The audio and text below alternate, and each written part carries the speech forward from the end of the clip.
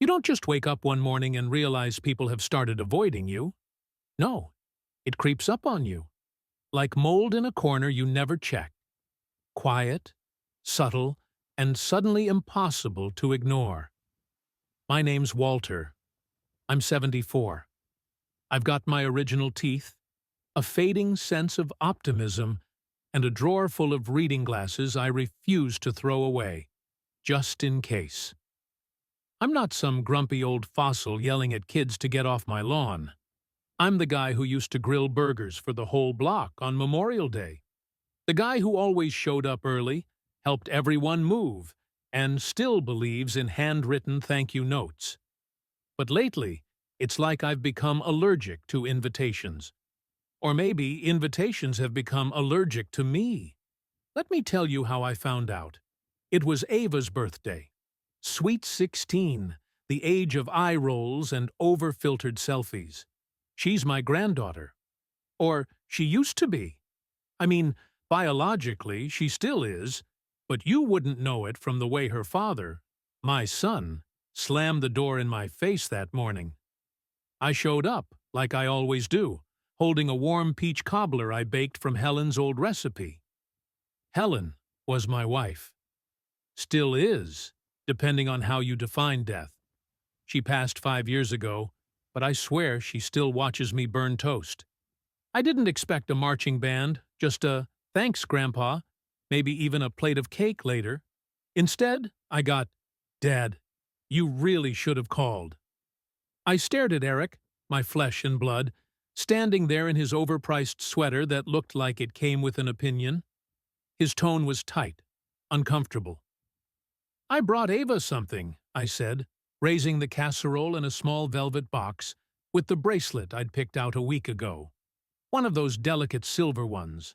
Not cheap, mind you. He sighed, not out of breath, but out of tolerance. "It's not a good time." Not a good time. It's never a good time these days, is it? I offered a smile. Just wanted to say happy birthday. He leaned in slightly and whispered, like he was sharing a scandal. "We're trying to keep things low-key. You know how it is." I didn't know how it was. But I nodded like I did, because pride is a hell of a drug. He closed the door. No hug, no avenue.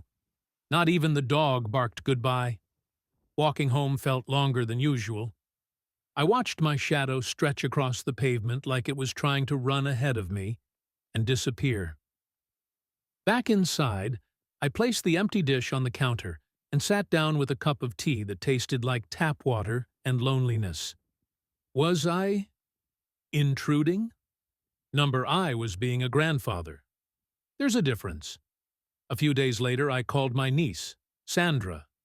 Bright girl used to visit every month like clockwork. We'd walk, talk about life, share a laugh or two.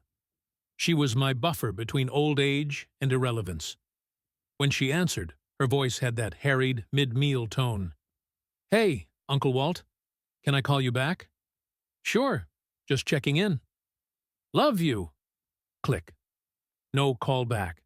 That was 3 weeks ago. I'm starting to think the only people who want to check in on me are scam callers pretending to be from Medicare. So I made a list. That's what I do now.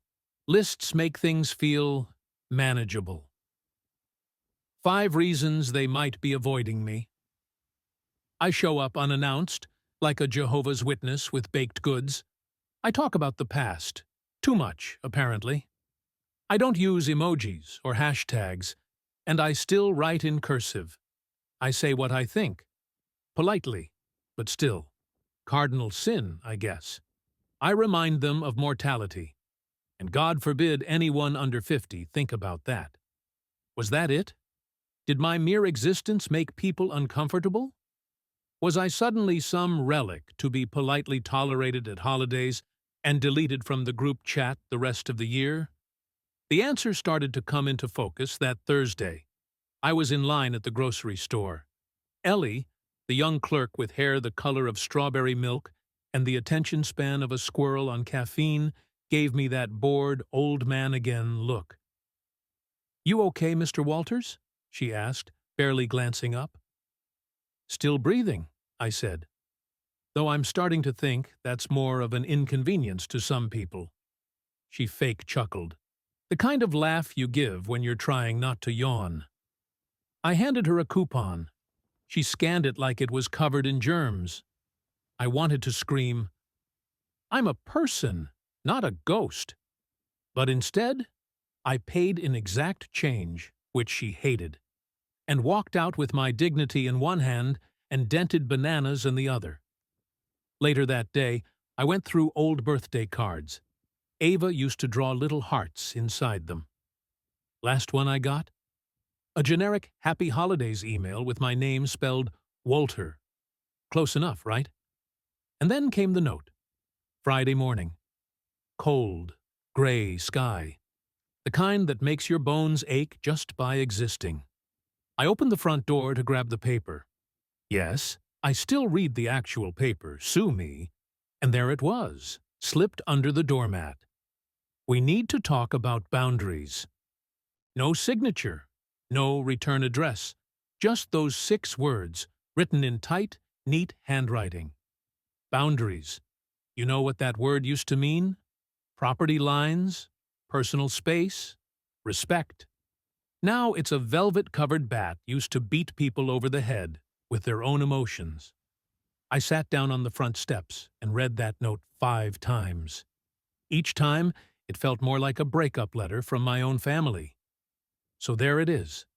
That's how you go from beloved grandpa to unwanted ghost. One birthday, one call, one note at a time. And I haven't even told you what really broke me. Yet. But I will. Soon.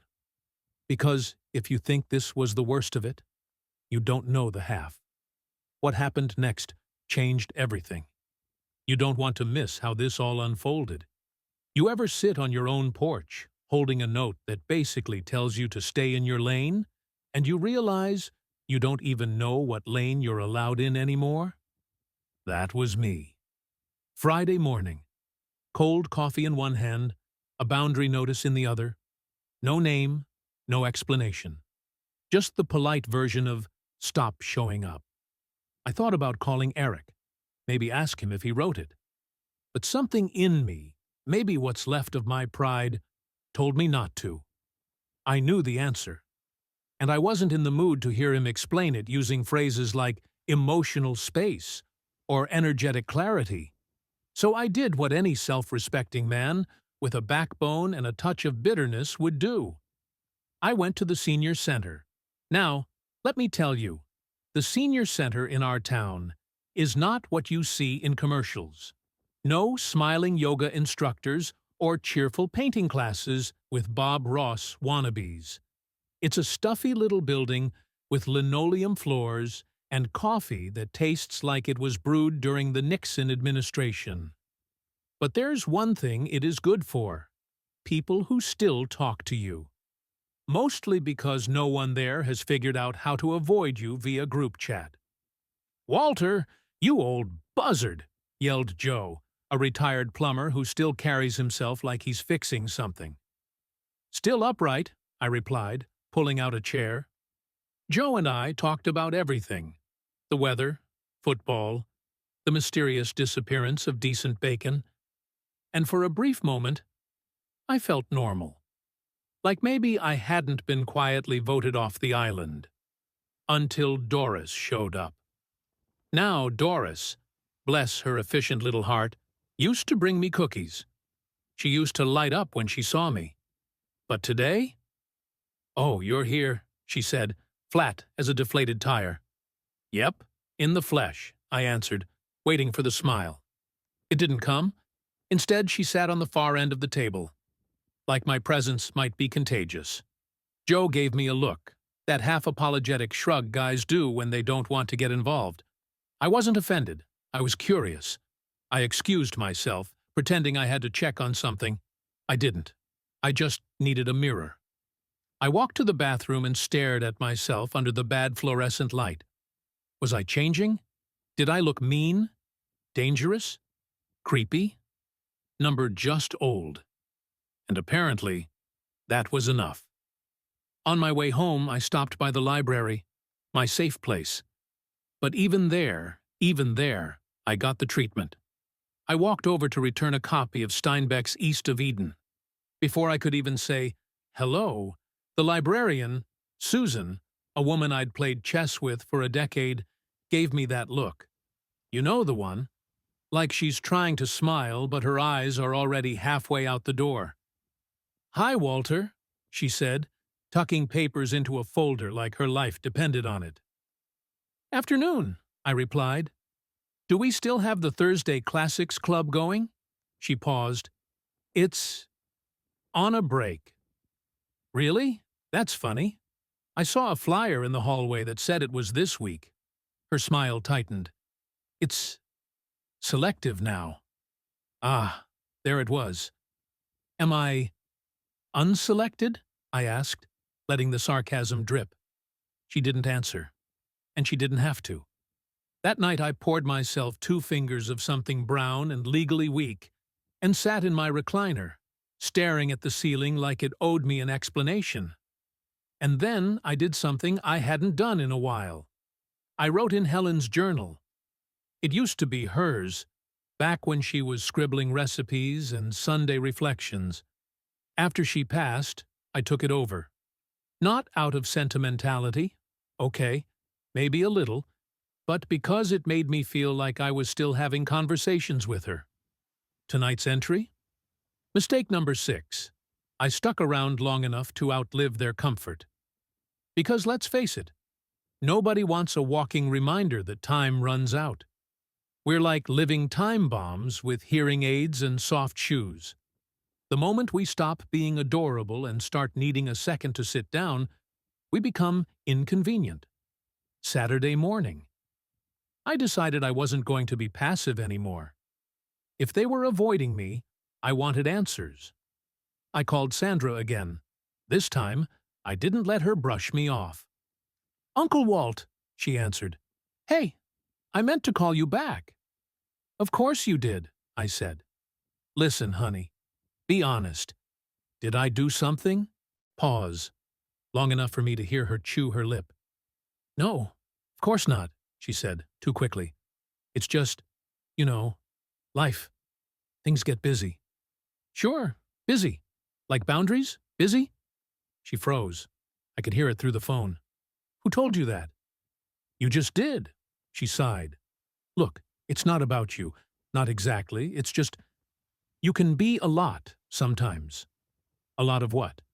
"I don't know. Opinions, memories, energy. You always show up. You always want to talk." I chuckled. God forbid someone want to connect. She softened. "Uncle Walt, I love you, but people just don't do things that way anymore." "Well, maybe people should." That night, I didn't sleep. I sat at my window, watching porch lights blink off one by one as the world quietly erased me from its address book. By sunrise, I was done being nice about it. I wrote letters, 5 of them, one for Eric, one for Ava, one for Sandra, one for Doris, one for Susan, the selective librarian. I didn't rant. I didn't accuse. I told the truth. I wrote what they forgot, that I was still here, that I had stories worth hearing, that I wasn't just a holiday prop with thinning hair and slow steps. Then I mailed them. The next day, something happened I wasn't prepared for. Something big. Something that would flip everything upside down. But that's a story for another part. This is the turning point. Everything you've been waiting for, it's coming. Stay with me to see how I finally turned the tables. You don't write 5 letters in one night unless something inside you finally snaps or wakes up. For me, it was a little of both. The morning after I dropped those envelopes in the box, I felt something strange. Not peace, not satisfaction. It was energy, a pulse. It was like my soul had been dozing in a recliner for 3 years and finally stood up, cracked its back, and said, "All right, enough of this crap." But here's the thing. When you stop playing the harmless, passive old man and start demanding to be seen, people don't clap. They flinch. First response came from Ava. No call. Of course not. Instead, I got a text. Yes, a text, with 3 words. I love you. No punctuation, no follow-up. At first, I smiled, but then it hit me. It wasn't a conversation. It was a pacifier, something to keep me quiet and harmless. Well, screw that. 2 days later, I heard a knock. You'd think I'd be excited. Someone actually showed up at my door. But the second I saw Eric standing there, arms folded like a disappointed principal, I knew I wasn't getting a hug. Can we talk? He said, already stepping in. No time like the present, I replied, leading him to the kitchen, where my coffee was as bitter as I felt. He sat, didn't touch the mug I offered. Typical. Dad, he started, I got your letter. Which one? I asked, sipping slow. He blinked. You sent more than one?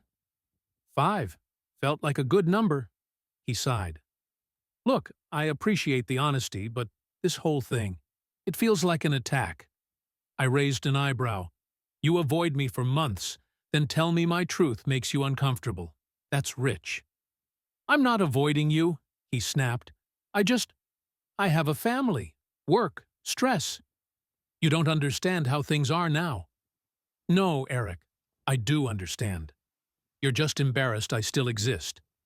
You want me to shrink quietly into the background, wave from a distance, send polite cards, and die without making a mess.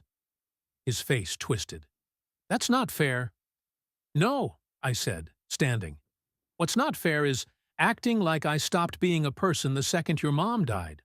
What's not fair is pretending family is optional when it's inconvenient. He stood too. You're twisting everything.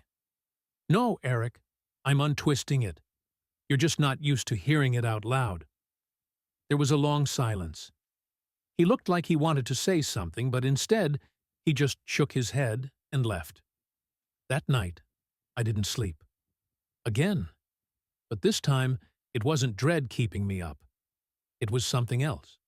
Something sharper. Anger. The good kind.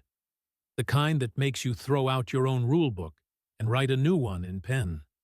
I realized I'd spent the last few years apologizing for still being here. And for what? For surviving? For still having a voice? For not being low maintenance enough? Hell no. The next day, I went back to the senior center. I didn't just show up, I announced myself. Walter's back, I said, walking in like I owned the place. Joe looked up from his crossword. You all right? I'm alive, I said, and I'm done pretending that's not a blessing. A few others turned. Some smiled. Doris? She rolled her eyes. Here to stir things up again? She asked. You bet, I said, pulling out a stack of flyers. She frowned. What's that? A new group I'm starting, I said. For people who feel like they've been shoved out of their own damn families. Joe laughed. You callin' it the Forgotten? No, I grinned. I'm calling it the Unapologetics. 3 days later, 10 people showed up. We didn't have a fancy room, just folding chairs and stale cookies, but we had something better than comfort. We had each other. One woman, Janet, said her daughter blocked her on Facebook after she asked why her grandkids never called. Another guy, Rick, said his wife died 2 years ago, and his own son moved across the country without telling him. We shared stories, grief, and jokes that would make the PTA sweat. And for the first time in a long, long time, I didn't feel invisible. Then came the email from the library. Not Susan, the head librarian, but her supervisor. Apparently, Susan had received multiple complaints about how she'd excluded people from events based on perceived inconvenience. Translation? My letter made noise, and noise, as it turns out, still matters. The real surprise came on a Tuesday. Sandra, in person. She didn't call first. She didn't text. She just showed up. I opened the door, blinking like the sun had walked into my hallway. "Hey," she said, holding a pie she clearly didn't bake. "Can I come in?" I stepped aside. "Depends. You bringing love or guilt?" She laughed. "Bit of both." We talked for 2 hours. She told me she missed me, that she didn't know how to deal with the new me, the louder one. I told her this was the old me, just no longer filtered for comfort. "I like it," she said eventually. "It's kind of badass." "Damn right," I replied. "Took me 74 years to earn this mouth. I'm gonna use it." We didn't fix everything, but something shifted. Respect. And let me tell you, respect tastes better than any peach cobbler on earth. The next morning, I checked my mailbox. No notes, no complaints, just one envelope from Avenue. I opened it slowly. Inside was a drawing, me and her, sitting under a tree, holding hands.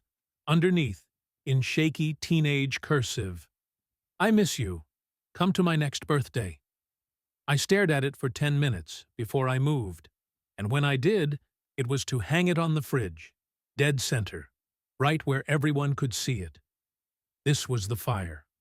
But the reckoning? That's still coming. Don't go anywhere. There's a moment, and I mean a moment, where everything stops. No dramatic music, no spotlight. Just a silence so thick, it presses against your chest and whispers, "Look around." For me, that moment came 3 weeks after I got Ava's drawing. I was sitting at the kitchen table, staring at it on the fridge like it was the Mona Lisa. And in that stillness, that quiet morning where even the birds seemed to be waiting for something, I realized something I hadn't dared admit until then. They were never going to come back the same way. Not all of them. Not in the way I wanted. And maybe, just maybe, that was okay. Let me rewind. After Ava's letter, things didn't magically fix themselves. Eric didn't show up with balloons. Susan didn't host a public apology party at the library. Doris still gave me the side-eye every Tuesday. But I wasn't looking for a grand parade. I was done with expectations. I was finally learning how to live without the illusion that people would love me better just because I'd loved them unconditionally. That's the poison of aging, you know. Not the wrinkles or the hearing aids. It's the quiet belief that loyalty should be returned just because you offered it first. But life's not a loan agreement. It's a gamble. And this time, I was placing all my chips on one person. Me. The unapologetics kept growing. By month's end, we had 23 regulars. We didn't just vent anymore. We acted. We hosted a no apologies potluck, where everyone brought food and one thing they were proud of. Rick, the widower, read a poem. Janet sang a Patsy Cline song that made us all cry like teenagers. And I stood up, raised a glass, and said, "I used to think I had to earn my place at the table. But now I know. I built the damn table." They clapped like it was Sunday at church. It wasn't just catharsis, it was liberation. One afternoon I got a call from the local paper. Apparently, word had gotten out about the group. Someone from the center tipped them off. Probably Doris. She's nosy. But deep down, she's got a soft spot for good rebellion. A young journalist named Clara wanted to interview me. "Why us?" I asked her. "Because," she said, "you're saying what no one else dares to." I laughed. "At this age, what have I got to lose?" She came by the next day. Asked me a bunch of questions. About the letters, the family tension, what it's like to feel invisible. "You ever think you were too harsh?" she asked. I leaned back in my chair. "You ever walk into a room and watch people pretend they didn't see you?" You ever make a peach cobbler for your granddaughter and get turned away like you were selling magazines? She nodded, quietly. That's what it took, I told her. Not anger, not drama. Truth. It stings, but it saves. The article came out 2 weeks later. Headline, Still Here, The Rise of the Unapologetic Generation. I laughed so hard, I snorted coffee through my nose. Then came the calls. A woman from Chicago, a man in Utah, someone from Florida who said their church group wanted to start their own unapologetics. I didn't plan on becoming a movement. Hell, I barely planned on buying bananas next week. But there it was. I was no longer the man being avoided. I was the man being heard. And Eric? He called too. Not with an apology, I wasn't holding my breath, but with something better. Dad, he said, voice lower than usual, I read the article. Oh yeah? I said, stirring my coffee. Did I come off like a lunatic? No, he said. You came off like someone I forgot how to understand. Silence. Then, I'm working on that. Another pause. Would you want to come by for Sunday dinner next week? Just us? I nearly dropped the phone. Sure, I said, voice steady. I'll bring dessert. Sunday came. I put on my nicest sweater. The green one Helen always said made me look less pale. And I brought a fresh peach cobbler. Ava hugged me so tight I thought she'd crack a rib. Eric didn't say much, but he passed me the mashed potatoes without a lecture, and when I laughed at my own joke, he didn't flinch. Progress. After dinner, he helped me carry the dishes to the sink. You were right, he said, drying a plate. I didn't want to see myself in you. I was scared of what that meant. I looked at him. And now? He shrugged.